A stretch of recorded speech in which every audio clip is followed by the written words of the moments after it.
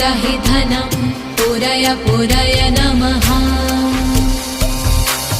ॐ ह्रीं श्रीं क्लीं श्रीं कुबेराय अष्टलक्ष्मी मम ग्रहे धनं पुरय पुरय नमः।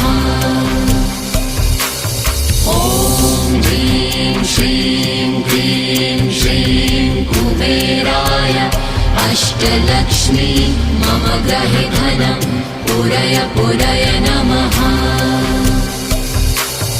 ॐ ह्रीं श्रीं क्लीं श्रीं कुबेराय अष्टलक्ष्मी मम ग्रहे धनं पुरय पुरय नमः।